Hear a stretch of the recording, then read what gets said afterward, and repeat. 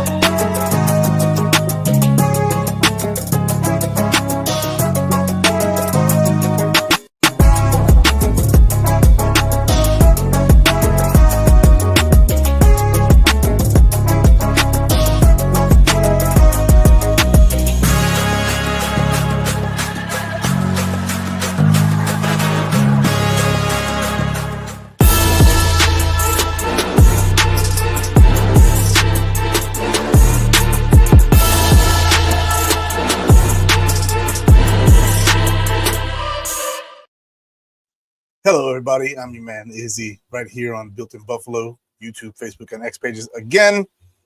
And I'm here to discuss the Buffalo Bills through the bye. Week 12, NFL season. Buffalo Bills are 9-2.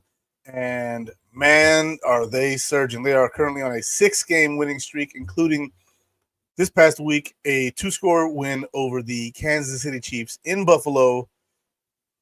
Let's talk about what's going on. I already did the post-game show, so we won't talk about the Chiefs too much. They won today, so they're still in first place in the AFC. But we on the trail, Kansas City. We coming for that spot, Kansas City. We're on the way. We're coming for it. You better be on your P's and Q's. You better win the rest of your games. One slip up, and it might be us. So, we are here. Week 12, enjoying a little R&R. You know, Thanksgiving is this week. The Bills don't play again until next weekend. And you know what? The rest and reprieve is a good time, right? Because I believe it's the last 10 years, no team has won the Super Bowl having their bye week before week 10. Buffalo has now had their bye week 12 this year. The Buffalo Bills are 9-2 this year, the best start that they've had since the 1992 season. Last week we were 8-2. It was the best start we'd had since the 1993 season. The Buffalo Bills are currently making history. We have teams coming up that don't look scary to me. They just don't look scary to me. And so when I look at the teams that we got to play the Niners next. Well, they're getting their butts spanked right now, 24-10 at Green Bay. And they got to come see us next week after a bye. And we don't lose after a bye. So long as Sean McDermott's been the head coach of the Buffalo Bills, we don't lose coming off a bye. The Buffalo Bills have been outstanding coming off a bye. And so I'm expecting a win next weekend. I'm expecting a victory. Everybody should be, right? It's just what we do. We beat the teams that we should beat most of the time. We end with a winning record every season under McDermott except for one. And we win every year coming off the bye. And it's Thanksgiving weekend. Haven't lost on one of those either, from what I remember, from what I recall. Don't quote me on that one. There might be one where we lost after Thanksgiving, but I know we're undefeated on Thanksgiving. But nonetheless, the Buffalo Bills have been lighting it up. And I'm here to talk about the guys who have really shined, the guys who kind of let us down a little bit, and then guys who potentially got to pay, and then the season going forward from here. And I see a lot of the usual suspects in the comments. Jacob Spears, my buddy, Sandra King, Marianne Calabrese, Doug Augie, David Highland, John Robert, Daniel Garies, David, I see you again, man. We own December. It's time for us to now go and take over January. It's time for us to go and take over January. There's so much to be excited about, including my man Spears. His comment here, Milano is back. Matt Milano is back, baby. I am so excited that he's coming back. I'm so excited that we have one of the best players at his position in the NFL coming back. And the injury, while debilitating and being something that, the team struggled through, and we might be undefeated right now. If we had a Matt Milano, we're 9-2 without him. And then we get one of the better linebackers back. It could very well be a blessing in disguise that he, got hurt. Granted, no one wants to ever see anybody get hurt. We now know what we have in Dorian Williams, an ascending young linebacker who's exciting to the team. Fans are excited to see Dorian Williams. He hasn't had the interceptions, no, but he's had the sacks. He's had the fumble recoveries. He's had the tackles for a loss. He's 9th in the NFL currently in tackles. He has been a surprise player for the Buffalo Bills, and we're going to go over some surprise players for the Buffalo Bills in a little bit. But for right now, let's go ahead and celebrate. Let's go ahead and celebrate the maturation process that is Josh Allen. Ismail Valentin, I see you in the comments too, baby. Welcome back. John Robert, Packers are up 31-10 now. I got the game on the screen over here. I got two games over here. I got the Broncos and the Raiders, and then I got the Niners and the Packers over here. And then I have our stuff up here, and then I have you guys here. I have 4 screens going right now, and I don't even care. 5th screen if you count the Xbox that I'm not currently playing. So, yeah, I appreciate the update, but trust me, I'm on it. I'm on it. But this weekend, the opponents that the Bills needed to lose didn't, right? We needed the Chiefs to lose in order for us to take over as the 1 seed. No big deal. It was the Panthers, and the Panthers gave them everything they could handle, losing by field goal in the last 2 seconds of that game. They looked extremely beatable that game, did the Chiefs. I thought that they might lose that game. You know what? They pulled it out. Another 3-point victory against a team that isn't very good. Granted, the Panthers seem to be improving, so shout out to the Panthers. But yeah. My man Roy Collins in the building, easily winning this division. Again, guaranteed at least one home playoff game. Again. That's right. See, Amari Cooper has helped. He has helped. He's taken some heat off of our guys like Khalil Shakir, Mac Hollins, who's having a surprisingly good season. Mac Hollins is a big help. I'm all for bringing him back for another year. In the wide receiver 4, wide receiver 5 role. I am so happy with his play. It wasn't so much earlier in the year, but he was kind of being forced to play the number 1, number 2 receiver. He's number 4 or 5 receiver. He's maybe number 3 at best. And now he's starting to make plays. Him and Josh are starting to mesh. He's starting to understand the way that Josh likes his routes run, and he's starting to catch the ball. Josh is starting to understand where he wants the ball. It's a nice little thing. And Amari Cooper has been a great help with those catches that no one else is making, like that sideline catch with one hand, with the cast on his hand. And then that other one with the double move, with the outbreaking at the end, where he catches that 2 feet in. Let's go. Amari Cooper has been a damn good help for his team. See, 9-2, and we were beat up. This is Steve Noble, by the way. Welcome back, Steve. I remember you. A good chance we get Milano, Coleman, Brown, Kincaid, and a 100% healthy Cooper back. Look at that. We beat the Chiefs. No Spencer Brown. No Keon Coleman. No Dalton Kincaid. No Matt Milano. No Dwayne Carter. He was having a solid year to begin the year. Dwayne Carter was playing solid football. A lot of tackles for loss for him. It's been fun. But now that we get our healthy guys back, I'm seeing a lot of guys who potentially get their stuff pushed in, including the Niners. That's a losable game. However, they're also a very beatable team. We're seeing right now they're very beatable. We'll see. Keon Coleman, Hilltown, Sheila Metz. Welcome, Sheila. David, going to be interesting to see what kind of D our staff comes up with to get Dorian, Matt, and Bernard on the field. If you see 2 wide receiver sets, you may see Dorian out there. There's an argument to be made that you don't put Balen Spector out there, and I heard this from Joe Marino, so if anybody watches that show too, don't think I'm just copying him. He's getting his credit. Him and Nate Geary were talking, and there's an argument that if a team is running heavy, you could take Taron Johnson off the field, put Dorian in there. He is not a liability against the run. Not at all. Against the run, he is a hammer. And I'm all for it. I'm here for it. Hollins has been surprised. Yes, sir. See, we need to sign Cooper to one more year deal. I wouldn't be mad at it, but I don't know what it's going to cost, so we'll see what happens. My man Lance, president of Built-In Buffalo in the building. What's up, man? Hola, Izzy. Me gusto Buffalo Bills. También, amigo. Let's go. See, contracts aside, are you happier with Hollins over Gabe Davis? I am happier with Hollins over Gabe Davis. Hollins doesn't let me down as much as Gabe Davis, right? Gabe Davis had highs. He had big lows. Hollins is steady Eddie, right? We had Gabe at number 2 receiver. He's not a number 2 receiver, clearly. But Khalil Shakir clearly is. Khalil Shakir is clearly at least a number 2 wide receiver in the NFL right now. He missed the game. He's at 599 yards and on pace for 944 yards in the year.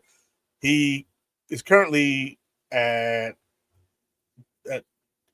least showing me that he is a dynamic player with the ball in his hands.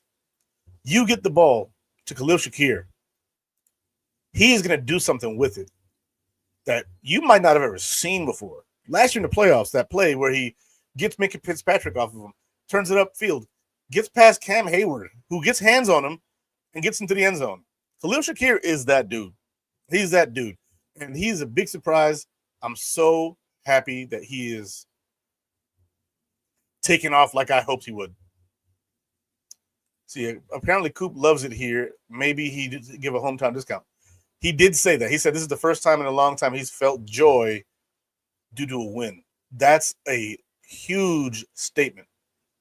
Like I haven't felt joy winning this game in a long time. That's big. That means that you haven't had fun playing the game in a long time. That means that, okay, we won, whatever. But you went to the playoffs a couple years ago with the Browns. That's insanity. A couple years ago with the Browns, went to the playoffs. That's unfortunate that someone feels like that. But now he's in on a team where they're feeding everybody, and the players are very close-knit. They get along so good. And, man, I'm just proud of the team. And I'm proud as to the fact that somebody like him comes in. He's not a very talkative guy. They win him over. Means a whole lot. See, both Gabe Davis and Diggs are out injured. Yes, bullets dodged. Gabe Davis is also injured for the rest of the season. Yeah. Do we have more cap room? Not this year, but next year we should. Thing is, we got a bunch of guys we may have to pay. See, the Detroit game might be flexed to Monday night. Kansas City, that would suck, but it'll be all right.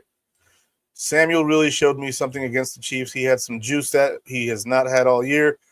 So I think he's had the juice. He just hasn't been in sync with Josh, and now he finally was. And he wasn't totally in sync with Josh, right? They're getting there. And so I wouldn't give up on Curtis Samuel yet.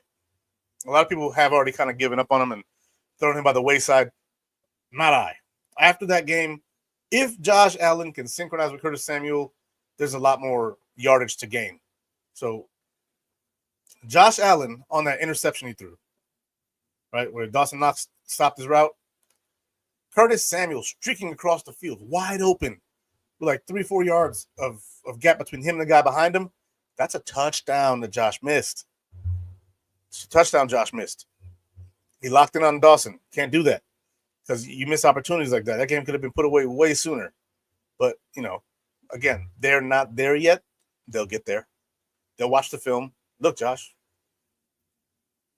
See, Bean looking like a genius with the second rounder coming in the next draft for Diggs. Yeah. Keon Coleman's been outstanding when he's been on the field. Him and Mac Hollins tied for the lead in this team for touchdowns with 3 apiece. Right behind him is freaking Khalil Shakir. Josh with 18 touchdowns. Yeah. Charity Lavelle says, re-sign Cooper now. Might be tough. I think that they're going to look to move things around in the offseason, and they'll see what contract they can load and unload and then move on from there. But re-signing him right now would be a potential detriment. So I read that, though. Okay. See, our team is a team that knows what team means. That's a tongue twister, but I get it. See, part of Samuel thing is a scheme. It kind of is, But at the same time, if he's been open, he just hasn't gotten the ball. So my 13-year-old said that's what the traitor gets when Diggs got hurt. I corrected him. Good, yeah. You don't want him, seeking vengeance. Vengeance is Lord's. See, I feel the ceiling of the offense has yet to be reached. I agree. The ceiling has yet to be reached. Again, I just named a point in time where this offense could have really done it. And Curtis Samuel gets his first Bills TD. That's what I'm talking about. Turf toe and shoulder injury. Samuel is a different player when healthy. Agreed. So we might cut Milano after in the offseason. I highly doubt it. They would have to take a $16 or $17 million dead cap hit. It's not going to happen, Jacob. Matt Milano's going to be here for at least one more year. There's an out in his contract after this, and the Green Bay Packers just scored another touchdown on the Niners. It is now 37-10. 38 if they make this extra point. Wow. See, is this the best all-around team we've had in a while? This is the best all-around team. Yes, it is. This is, and when I say team, I mean team. I don't mean roster, right? Because Stephon Diggs is clearly a better wide receiver than any wide receiver we have on this team. However, I mean prime Diggs when we had him as prime. And we've had some teams. We've had some rosters. This team is now a team. They're galvanized. They're together. But let's go ahead and get to the meat and potatoes of the show. We're going to go ahead and celebrate the maturity, the growth, the mindset, the patience of our young quarterback. And his name is John Cena. I'm just kidding. It's Josh Allen. So give me Josh Allen this year, 217 to 339 for 64% of his passes, has 2,543 passing yards, 18 passing touchdowns, 5 interceptions. He has 67 carries for 316 yards, 5 rushing touchdowns. QBR 72.7, passer rating of 94.4. He is currently the consensus lead to win NFL MVP this season. I know most of us don't care about him being the MVP, but it would be nice to have a Buffalo Bills MVP for the Buffalo Bills. Ryan Vandenmark did nice. Felix Brown. Yep, 12th Man Mafia in the house. Let's go. Check out the new group cover 2. It's Rob Mueller. Okay. 17 plus dead cap for a pre-June 1st cut of Milano. Not going to happen, and it absolutely should not. I agree.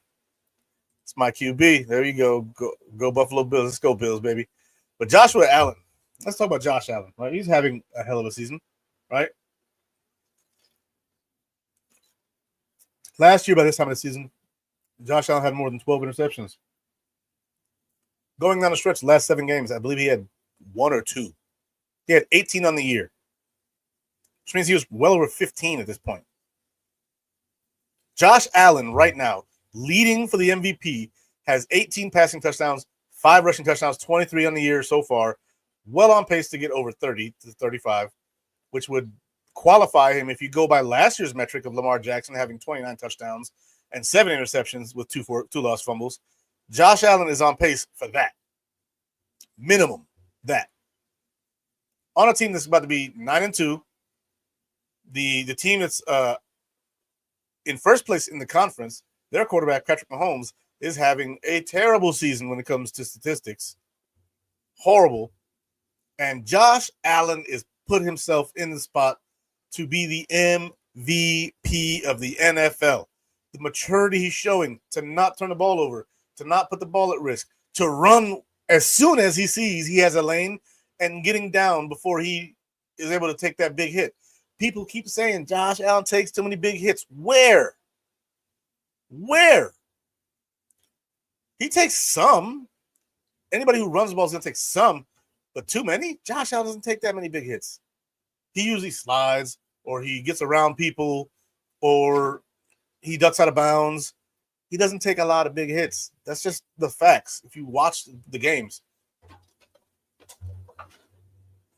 taking hits is not something that he does a whole bunch. He may get landed on from time to time, but I'm not really that concerned about it. I don't see any back issues happening right now. He's not getting hit in the spine. He's not really getting hit in the knees. Or Josh Allen is doing Josh Allen things. And so let's see what happens the rest of the year.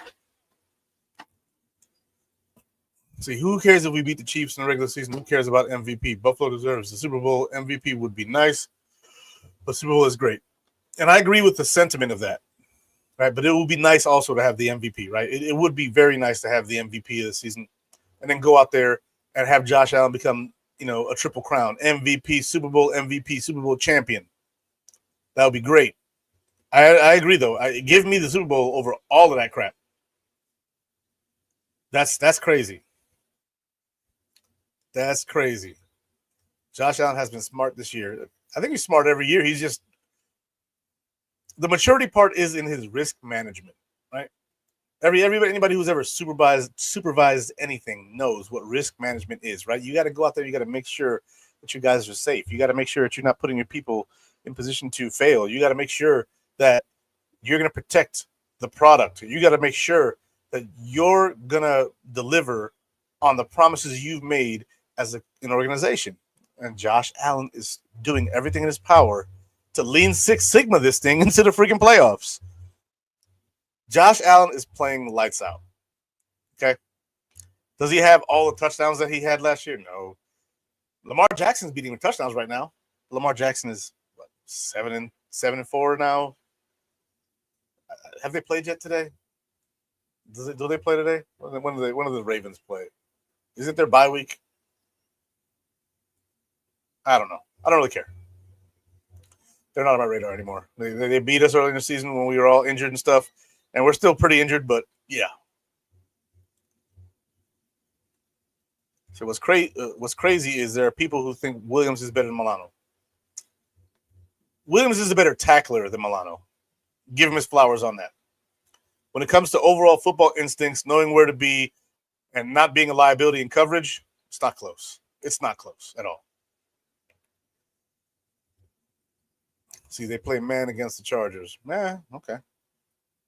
See, they play tomorrow. There you go.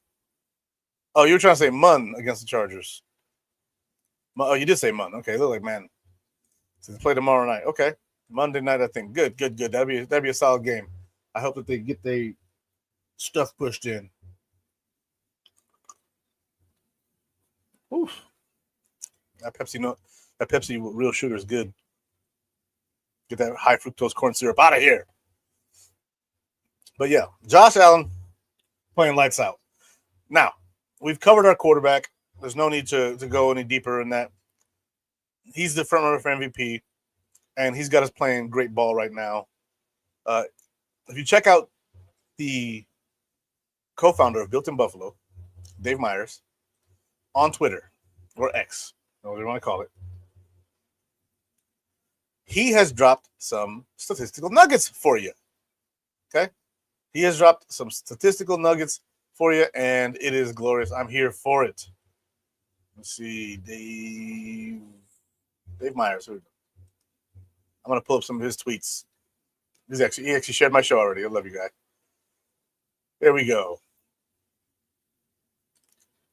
I'm going to share the screen. Present. Brand, take that down. Present. Share screen. X. Dave Myers. So this is the co-founder here at Built in Buffalo. Dave Myers. If you look over here, 1-score wins. Chiefs 8, Bills 3. 10-plus wins. 10-plus point wins. Chiefs 2, Bills 5. 20-plus point wins. Bills 4, Chiefs 0. Let's see. Where are your tweets, though? We'll back that up real quick.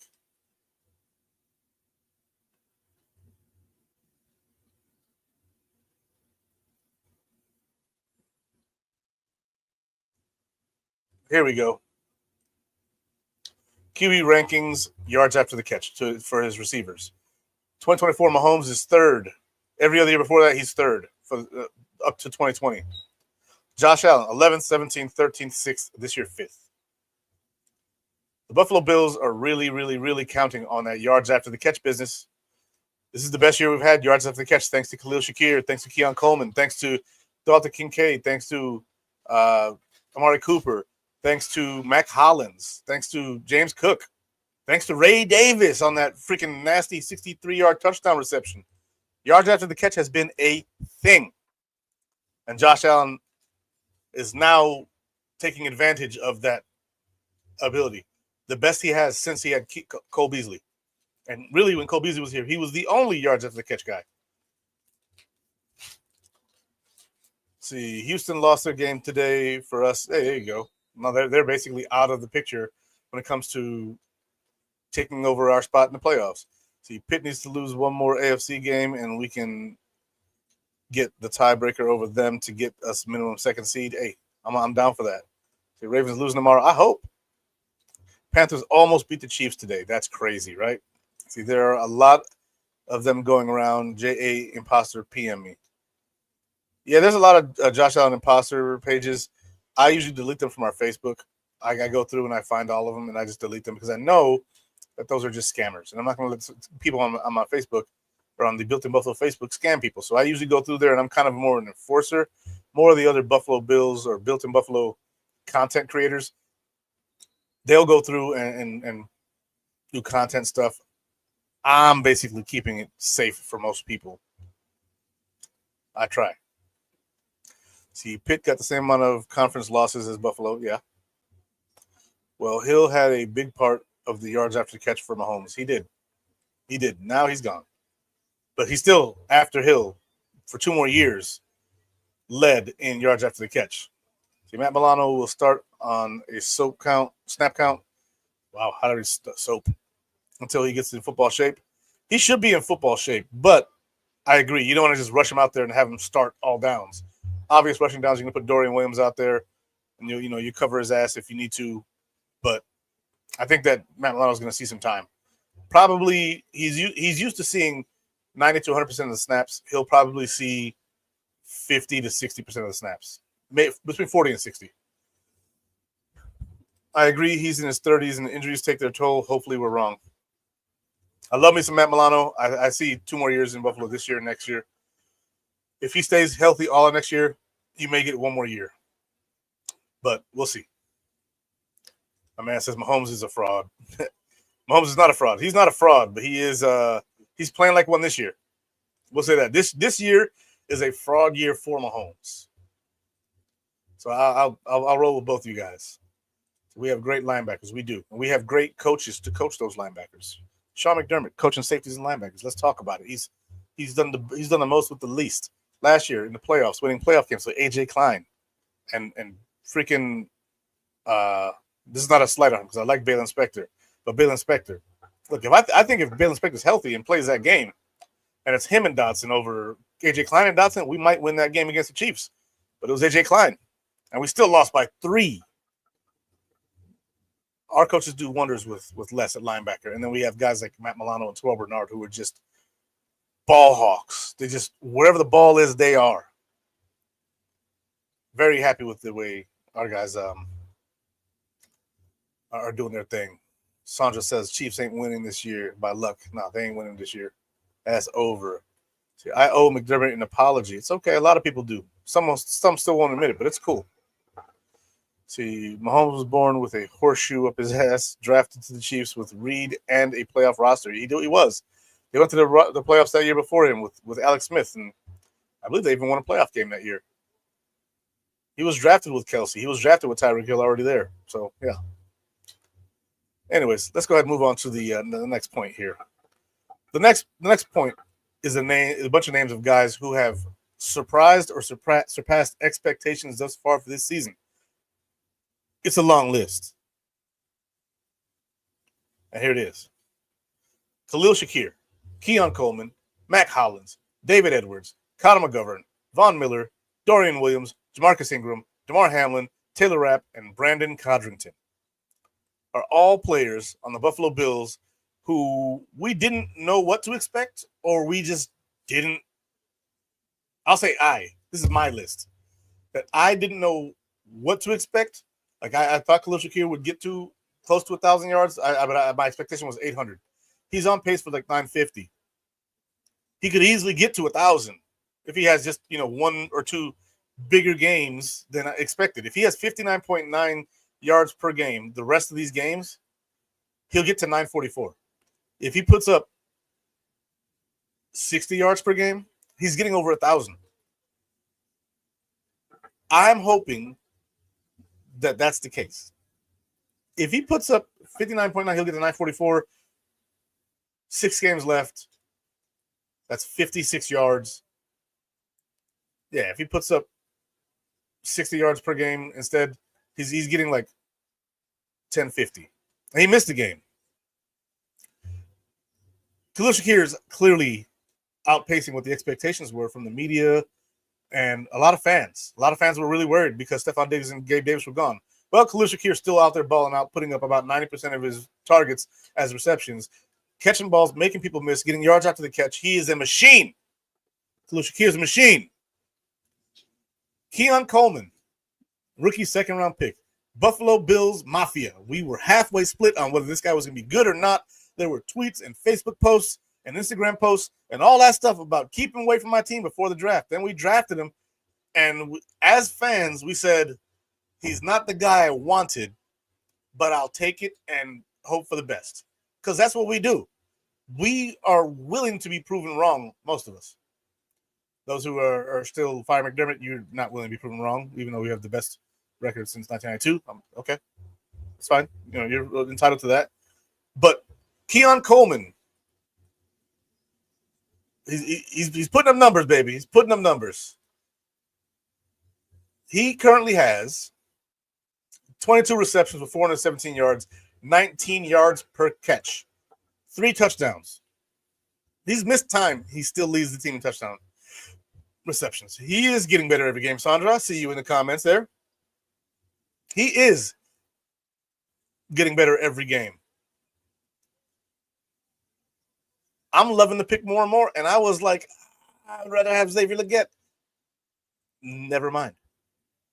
Not to say that Xavier Legette wouldn't be good in this offense. He might. But I'm happy with what I got. People are all like, we gave them Xavier Worthy. Who cares? Get the same amount of catches, 100 yards less, and fewer touchdowns. Give me the big guy. The guy who can take the hits. The guy who can catch the ball over the top of people. He doesn't have to blow by you. This is the NFL. Everybody's quick. Everybody's fast. And everybody was a stud in college. Everybody. Mac Hollins has to be one of the best run-blocking wide receivers I've seen in the Bills uniform in a long time. He's better than Gabe Davis at run blocking. He's better than Robert Woods at run blocking. He's better than all of them at run blocking that I've seen since, I think, Josh Reed.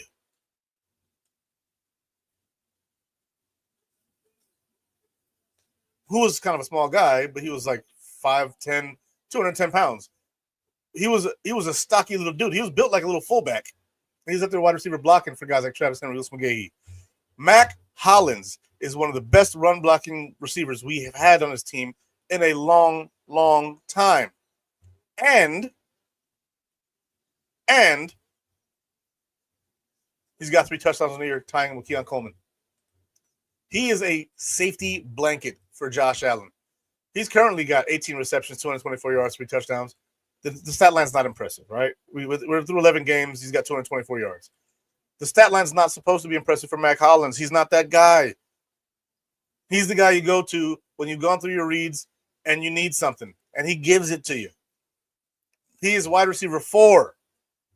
Keon Coleman, Amari Cooper, Khalil Shakir. Those are 1, 2, and 3. Whatever order you want to put them in, I don't care. Mac Hollins is playing man ball. You want to run the ball, coach? I'll take care of it. Don't worry. Don't worry. Oh, it's a linebacker? Yeah, I'll put him down. I'm going to end his fucking night. Pardon my French. I'm a little excited right now. He's going to end your play if you're coming through him. Unless you're a defensive lineman or one of those beast linebackers who's in a 3-4 playing out on the edge, Mac Hollins will put you flat on your ass. Earlier in the season, people were like, oh, why we get this bum? All right. I'm down to sign him again as a cheap wide receiver 4, wide receiver 5 to continue to manhandle corners and safeties for our running backs to be able to eat, because James Cook is feasting right now, and he is having one hell of a year. David Edwards. David Edwards was our guy who was our eligible receiver on jumbo packages last year. David Edwards, haven't heard anything about him, which in this case is a very, very, very good thing. You know why? Because he's a guard, and he's not a superstar guard. And usually when you hear about guys who aren't superstar guards and they're playing the game, usually it's a penalty, or usually they got blown up, or usually they got beat on a play and your quarterback got sacked.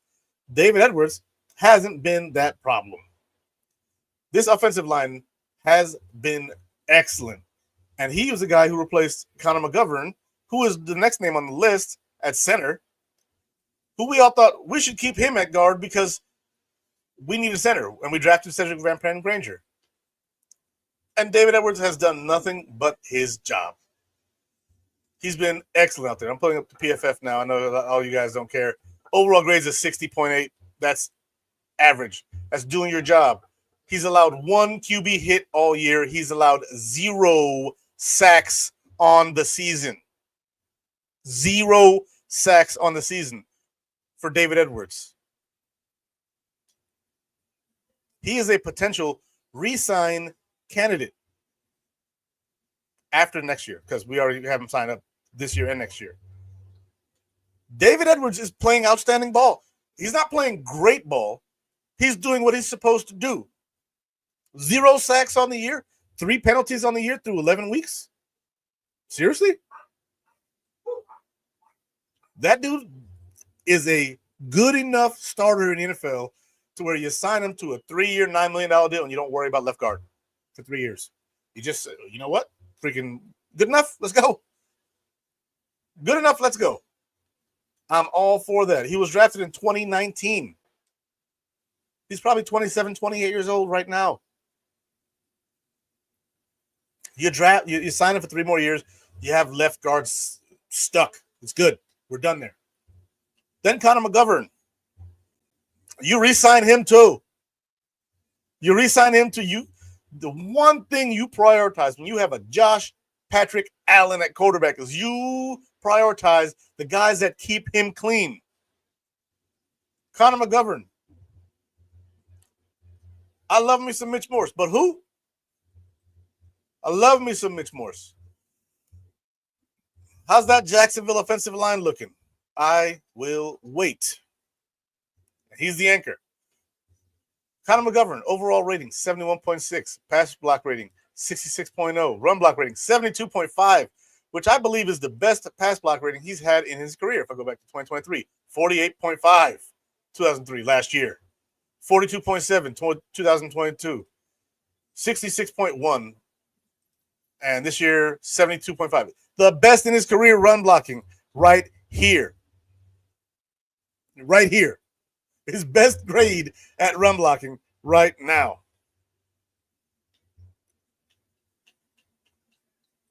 You maintain this offensive line and you figure everything else out later. Because we go through the run. This Buffalo Bills offense operates through the run. And so unless something drastic changes, like Joe Brady going elsewhere this year, you keep this line intact because they're all young enough and well enough to just keep doing their damn job.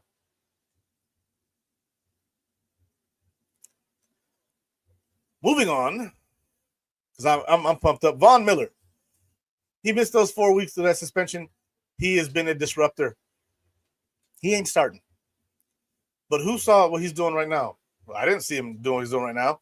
I saw him being a disruptive player from time to time.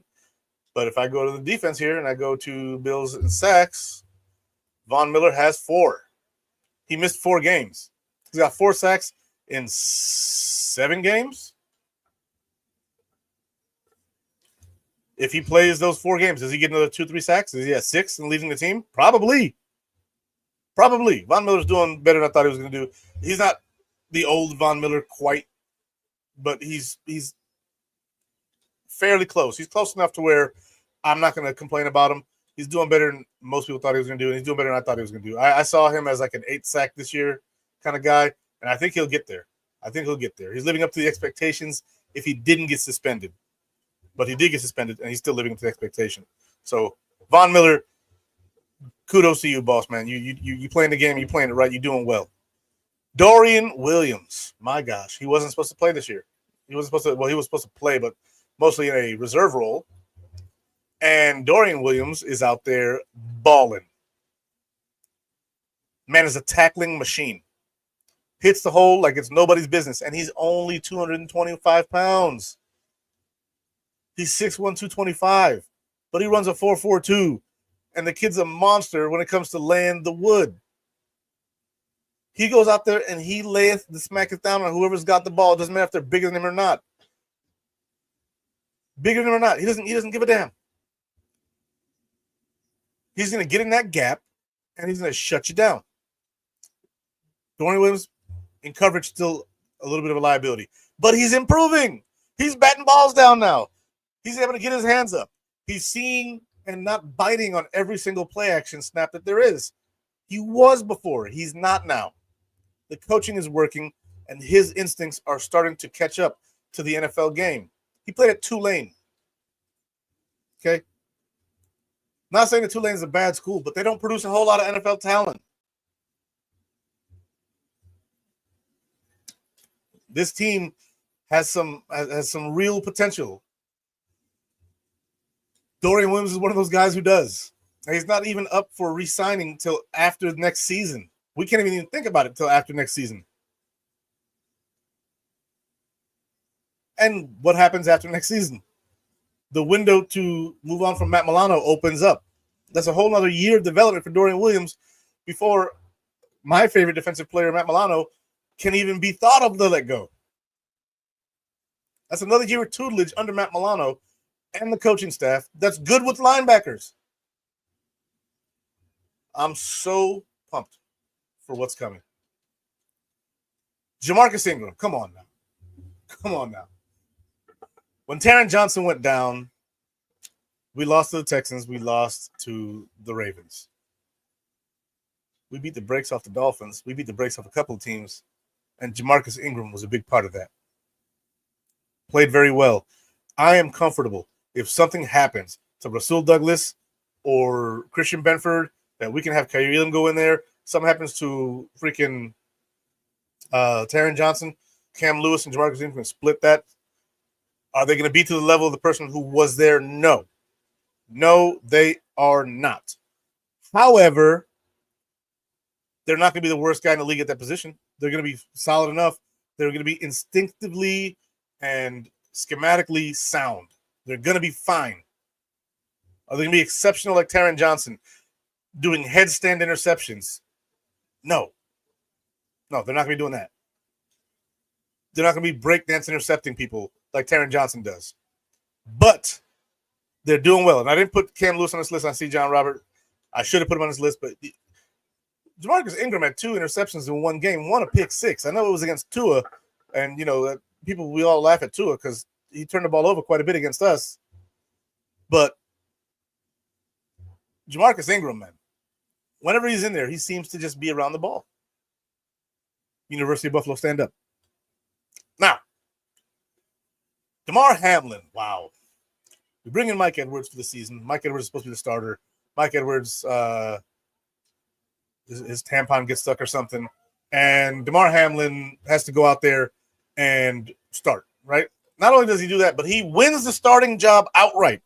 He's not like, I'm not. Damar Hamlin was not content to just settle for it's my job until he gets back. No, he went out there and he took that job. And from that point, taking that job, ran away with it to the point where Mike Edwards requested a trade and release. And the Bills granted it. All right, well, shit, we got Damar Hamlin. What do we care? Bye. Damar Hamlin's been that guy at safety. He's got 2 interceptions in the year, and they're the only 2 in his career. The improvement is clearly there. Yes, Edwards did play a couple downs for us. Not many, but he played some. He played in garbage time, mostly. and he played a little bit when Rapp was hurt, but mostly the rookie Cole Bishop played. DeMar Hamlin, excellent ball, man. He played excellent ball. Taylor Rapp. Look, I know we saw Taylor Rapp last year. He played for us. We saw DeMar Hamlin last year too. He played for us too. It wasn't good. Taylor Rapp was solid for us last year. Whenever Poyer or Hyde went down, Taylor Rapp went out there. He put up numbers. Pull up solid freaking numbers. And now, Taylor Rapp is putting up very, very good numbers. He's getting interceptions off Patrick Mahomes. He intercepted the ball last week. He's making sound decisions. He's where he's supposed to be. Taylor Rapp's playing excellent freaking football. He's playing like Jordan Poyer played. Jordan Poyer's not playing like Jordan Poyer played. Jordan Poyer's playing like a freaking bum right now in Miami. Miami fans think he's a freaking sleeper cell for the Bills. That's what they think. They're consistently saying that. Ask TD Finstock. Jordan Poyer is a sleeper cell for the Buffalo Bills. He's just here so he won't get fined. That's basically what it is. Taylor Rapp is playing excellent ball. And then who would have thought? Who would have thought? Hamlin has done okay, but I think we can upgrade. I think we can upgrade next season too. And I think that DeMar Hamlin's a guy that we can re-sign for cheap if he wants to stay. Or if he wants, he can go visit his Steelers and be a backup there. But we can definitely upgrade from Hamlin. But he won the job outright.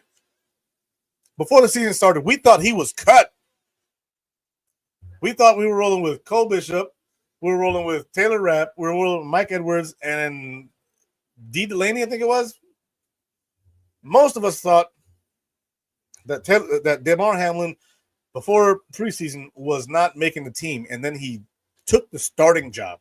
Tell with making the team, he took the starting job. That's crazy. Can we upgrade from him? Yeah, I think that somebody on the roster right now, on the practice squad, Lewis Seen, is a potential upgrade from him next year. Some people are like, drafting a safety. No, we got Lewis Seen on the practice squad. That guy can play. He can play. DeMar Hamlin earned a spot. You give him a spot, and there you go. He earned it. You let him have it because he earned it. But next year, that safety position is going to be a battle. It's going to be a battle.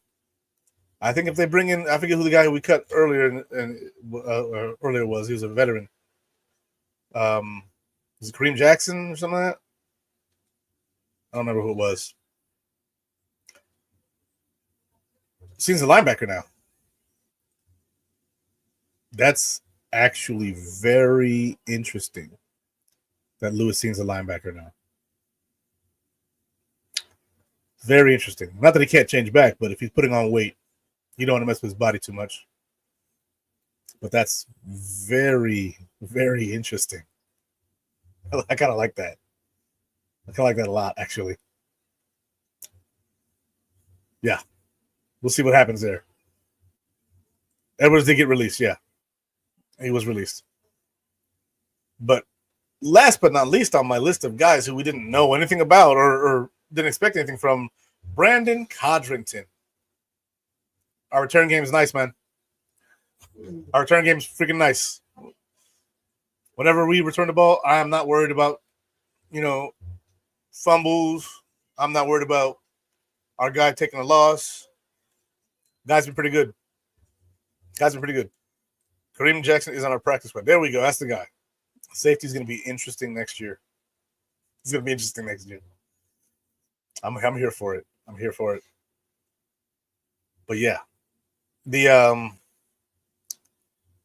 trade for Brandon Codrington, man, oh man, so happy.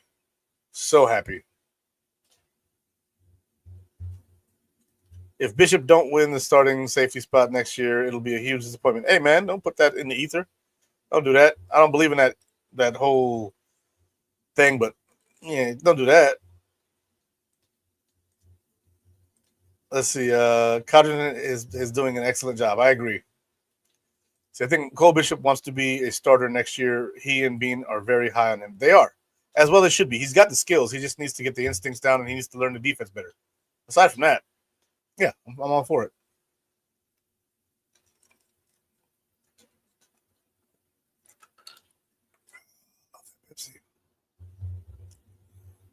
Oof. All right. Well, moving on to my next topic of discussion here. Guys who have been a bit of a disappointment after either they had high expectations or being brought to the Bills. Yeah, Dak Prescott. Curtis Samuel, Dalton Kincaid, Ed Oliver, Daquan Jones, Tyler Bass. Okay. Tyler Bass has been up and down. All right. He had that 61-yard field goal that he nailed, which was a beautiful thing.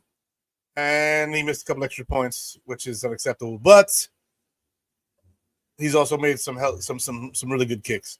I think that it feels to me like Tyler Bass is moving towards being better. Hamlin's playing free safety or strong safety. He's mostly playing strong safety in the box.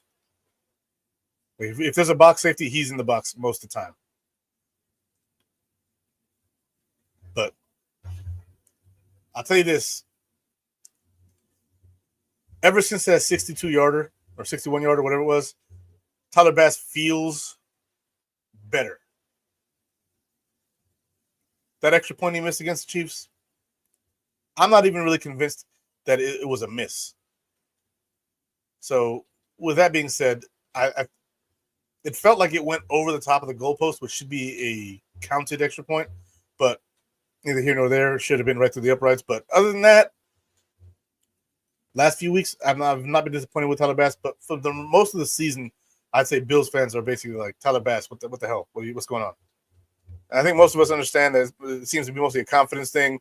People are really kind of cheering him. And let's see. Marino said it was clearly a miss. Okay, so he got the all-22. I didn't see the all-22. I saw the game film only.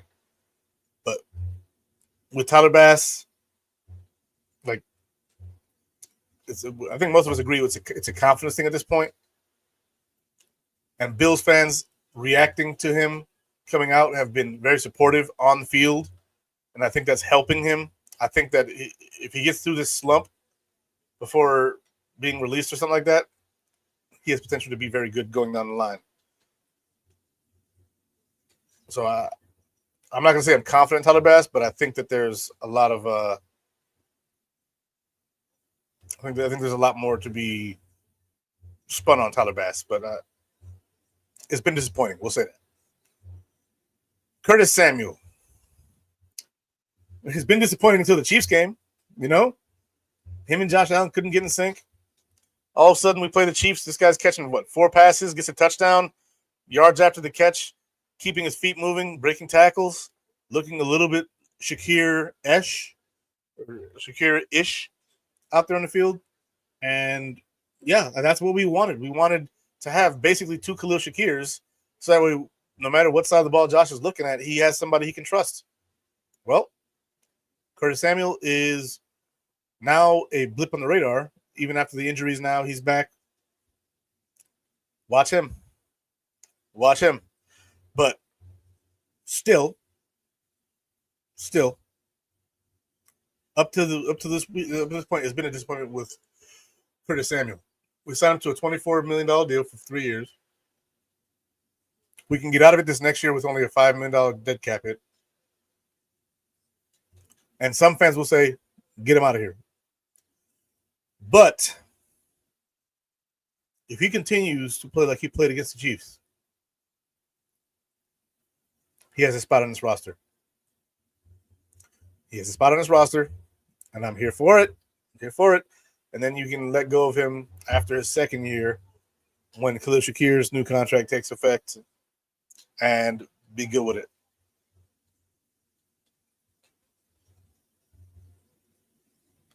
Let's see. If you're talking about Mike Edwards, yeah, he did get some snaps in mop-up duty, as does Cole Bishop tend to do. Cole Bishop started whenever Taylor Rapp was out with a concussion. But, yeah. See, Dalton Kincaid. This year, it doesn't feel like Dalton Kincaid's producing at the level we expected. He's got 356 yards on the year. He's missed a game, 34 receptions. He got 2 touchdowns. I think everybody expected before the season started that he was going to get 100 targets. he's not at 100 target. He's not even close to where he should be for that. I mean, he's at 59 right now, so maybe I'm off. Maybe I'm off, but it doesn't feel like he's living up to the whole number one target that the Bills were looking at. Clearly, Khalil Shakir is the number one target on his team. That's as clear as day. 66 targets for him.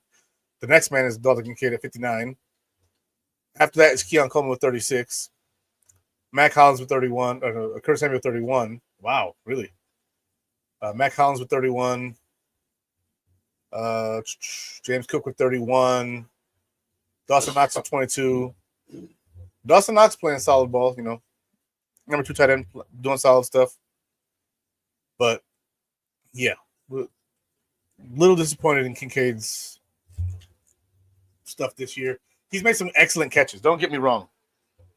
Like, I'm not saying, oh, he sucks. He's played good. He just hasn't played to the greatness that we expected or wanted him to be at. We thought that he would be much better. And he's playing at about the level he played last year. But I do love me some Dalton Kincaid. I'm hoping that after he comes back, which hopefully is after his bye week, that he balls out. Ed Oliver, I know he got hurt. You know, he missed some time. And he's made plays and been disruptive. But I think that due to the guy, because he's only played 9 games this year, which means he's missed 2. And he's got 1 sack. Like, we're 11 games in, 1 sack. You know what I'm saying? Like, I know he's playing hurt. I know it. And I want to give him a pass on that, but you can't. You know? If he had like 4 sacks, he'd be like, all right, look, you were hurt. I get it. 4 sacks, whatever. 3 sacks. 1. Austin Johnson's got more interceptions, and he's a defensive tackle. He leads the team in interceptions. Austin Johnson does. But 2. I'm on ESPN right now. Austin Johnson, defensive tackle, leads the team in interceptions. It's crazy. He's got more interceptions than Ed Oliver has sacks. It's a disappointment. Love Ed Oliver. Last year, he proved he can do it. And he wasn't even getting paid yet. He got his contract, but he wasn't getting paid yet. And this year, I know he's hurt, but like, it's a disappointing year. It just is. Like, being real, the excuses aside, Daquan Jones, same thing. 11 games played. He's got 2 sacks. You know, last year he was on pace to have like 7. Then he, you know, tore his pectoral and missed a lot of the season. But he was on a tear early in the season. And it is what it is, man. Daquan Jones may be contributing to some of the woes of Ed Oliver, and we may need to look for another 1 technique next year, obviously. But it's been a disappointment for those guys, man. These 5 guys, burgers and fries, have not lived up to the expectations that we have for them on this team. You know, that's the reality of it. Now, to get away from this sad talk, let's go ahead and move on to the next topic of discussion. These are the guys who I believe have played to the point to where you either got to pay them or trade them and get something for them. Right? You got to pay them or get something for them. That's it. It's just the way it is. They've played their way into a contract or into a trade, so you don't lose anything on the player. James Cook, Khalil Shakir, David Edwards, Connor McGovern, Greg Rousseau, Terrell Bernard, Christian Benford, Rasul Douglas, Damar Hamlin. The only question mark on this list for me here is Rasul Douglas, because of the $9 million we owe him next year anyway, or $7 million we owe him next year. He was owed $9 million this year. No guarantees, no nothing. They restructured it and pushed a void year down the line. $7 million next year, $2 million this year. It is what it is, right? Also, when playing, Kyer Elam has played well. Like, call it what it is. As my man Akeem would say, we call a spade around here. When in the game, Kyer Elam has played well this year. He has shown flashes in the past. He's played well this year. Is it up to a Rasul Douglas level? No. But can you pay Rasul Douglas whatever he needs to be paid plus $7 million?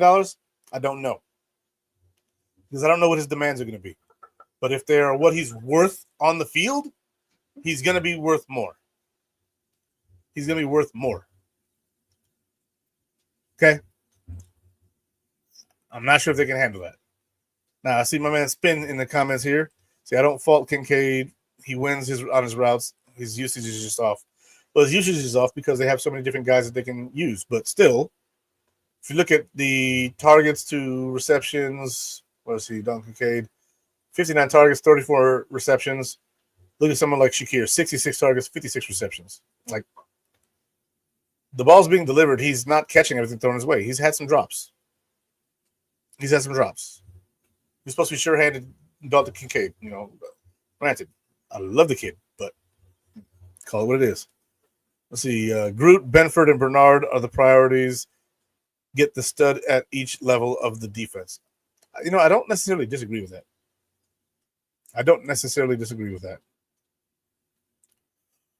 Yeah.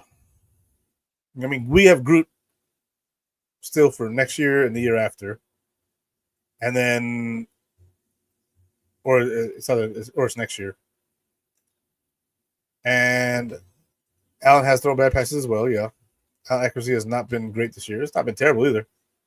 But he's had some issues. Throwing balls in the dirt has been one thing I've noticed quite a bit. So, for me, the priorities, I would say, are... Priorities are tough. Right? Because Khalil Shakir should be a priority. David Edwards and Conor McGovern are the offensive line, right? They're guys who should definitely be re-signed to protect your quarterback, which is your number one priority. Terrell Bernard, to me, should be a priority too, but he does have the injury thing. Man, I don't think Hamlin is a guy who you pay, but he's a guy you could bring back. He's on here because he earned his spot where he's at. You could bring him back as a reserve safety, but I don't know if that happens because he's probably going to want to start after starting for you this year, and the Bills are going to look to start Cole Bishop. So that's going to be tough. Thomas Cook says Hamlin will not be re-signed. I agree. I don't think he will be just because of the circumstance, but he's earned to be re-signed. Right?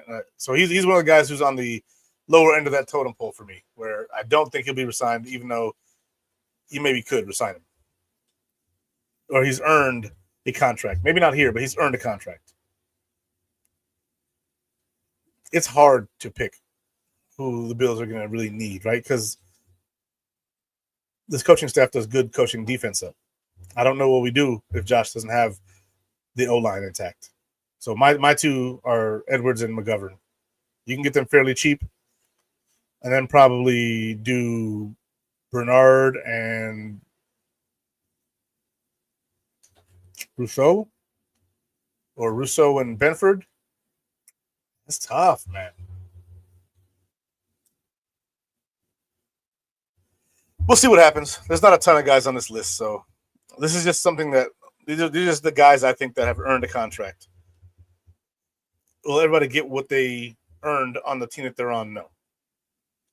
So just be mindful. These are guys who I think that when they leave here, they will get a raise from what they're being paid currently, right?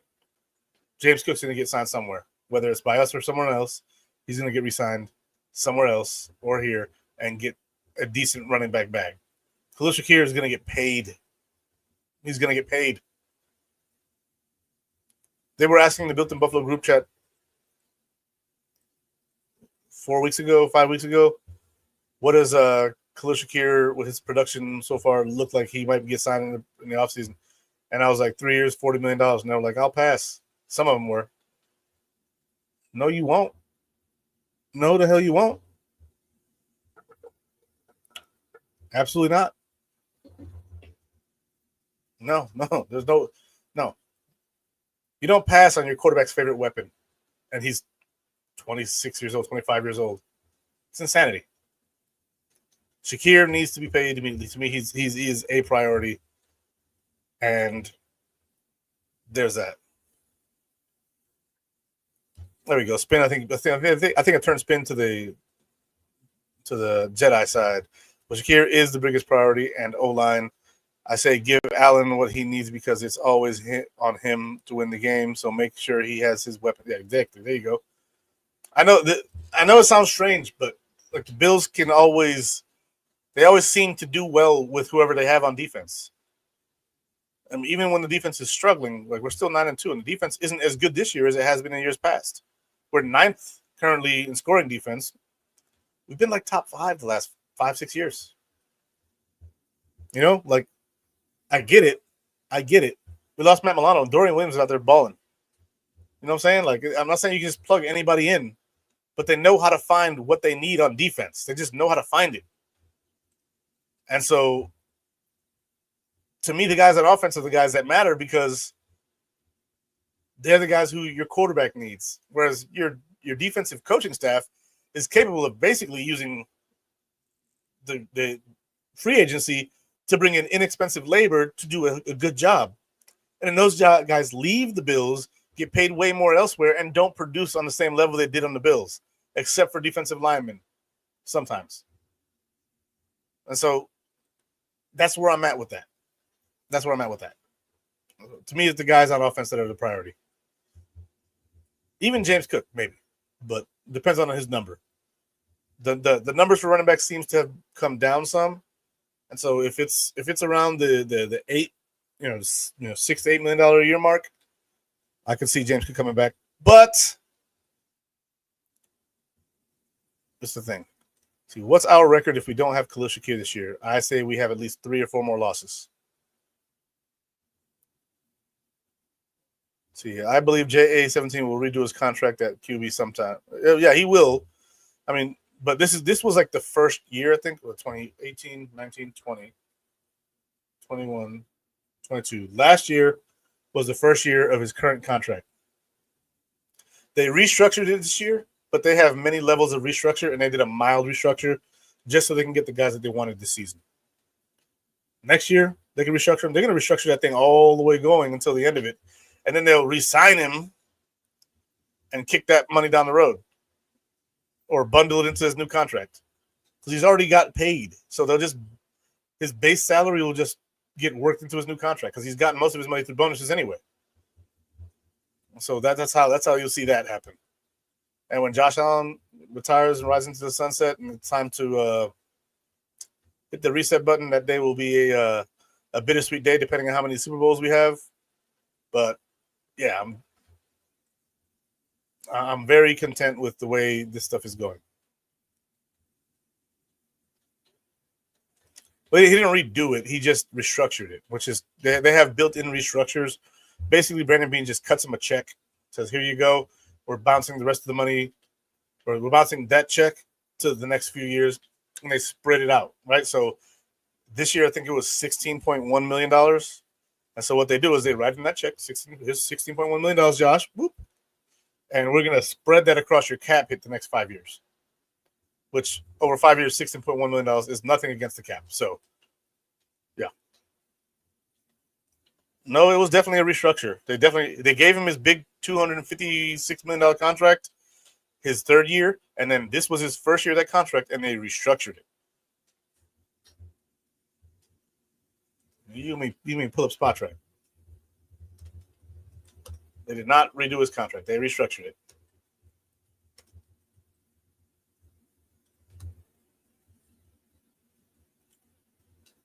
See, Josh Allen's contract is for 6 years and it's worth $258 million. Annual salary, blah, blah, blah. Signing bonus, blah, blah, blah. Spot Track, where you at? There it goes. Signing bonus guaranteed. We signed it in 2021. Where is it? Jesus Christ, she's yelling. Restructure proration right here. So he restructured for $15.959 million this offseason. I can pull it up for you. Present. Share screen. Spot track. Josh Allen. Brand. Boom. If you look right here,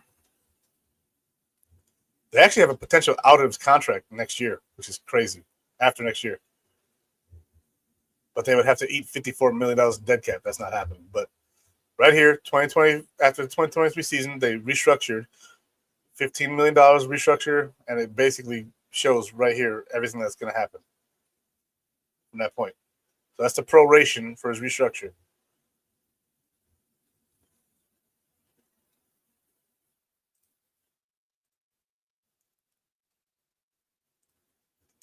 When you say redid, they re-signed him or they extended his original deal. You know what I'm saying? Like, so he was drafted. He had a 4-year contract and a 5th-year option. In his 3rd year, right, or after his 3rd season, what they did was they gave him an extension, a 6-year extension that started after his 5th year, which was 2023. He was drafted in 2018, 19, 20, 21, 22, rookie contract up. 2023, first year of that deal. 2024, second year of that deal. He's got 4 more years under contract on this current deal. So they did redo his deal, but they redid it after his 3rd year, which is his first year of eligibility for an extension. And then they have been restructuring him since then. His first year restructure was like $5 million, something like that. It wasn't much. It was just enough to keep them under the cap. They're not trying to boot too much money down the line because then you have no space for movement. And that's where they're at. But yeah, I've learned how to look at contracts here recently. It is kind of complicated, but if you once you get into it, it's not that serious. It's not that crazy. But anyway, guys, we are now at about an hour and almost 15 minutes. We have talked about this. I think that the rest of the season is going to go splendidly, right? I think we have probably 1, maybe 2 more losses on the year. I think we're going to smoke San Francisco this coming week. They just got smoked. And then they come and see us after the bye week, healthy. Matt Milano on the field. Dalton Kincaid back. Keon Coleman back. Spencer Brown should be back. Like, we should be fully healthy. Fully healthy. Buffalo Bills and the Niners. Done. The Rams, not scared of the Rams. The Lions are the one game that I think we could and should potentially lose. I don't know about should, but could. Right, that's going to be a hell of a game. Potential Super Bowl preview. Potential, right? We both got to get there, but potential Super Bowl preview. Lions versus Bills. Then we have the Patriots twice, the Jets once, and we should win all 3 of those games. So we should be a minimum of 12-5 end of the season. But I don't see us losing to these 3 NFC teams. I see us losing to one of them. And, hell, we may win out. We win out every year, so you never know. But this would be the biggest win out we have, 12 games straight.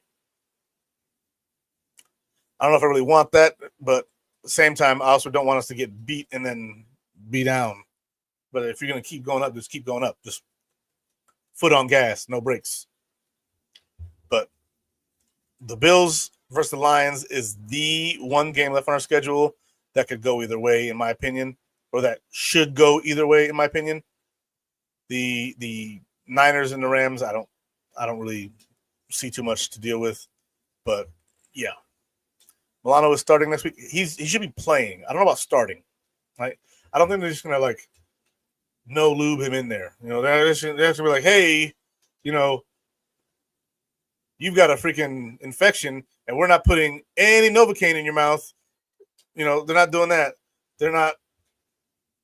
It's not going to happen. I think that he'll play, but it'll be like obvious passing downs is 4th and 15 or 4th and 10, 3rd and 10, and it's a passing down. They won't leave Dorian Williams out there to struggle. They'll pull him, let Milano go out there. Man can hit. He ain't no slouch. He a hitter. He'll go out there, but they're not about to just do this willy-nilly, right? It's just not going to happen. So starting, no, I don't think so. Playing, yes. and working him back into the starting role by the time the season ends. And that's where I'm at with that. But guys, you guys have been great. Thank you, everybody. Spin, John, Anthony, Thomas, Sandra, excuse me. You guys are the ones who mainly be with me at the end here. David, Tyler, Jacob, Daniel Garies, Roy, everybody. Love all you guys. I just went back in the comments to see names. John Robert, hell yeah. Bill I Am. You guys have all been great. You guys are always great. You guys treat me with the utmost respect. We have some discussions here. God bless you all. Enjoy your weekend. It's freaking go Bills, everybody. It's freaking go T-Dobbs. You too, baby. Let's go, T-Dobbs. Love all you guys. You guys be blessed. Enjoy the rest of your weekend.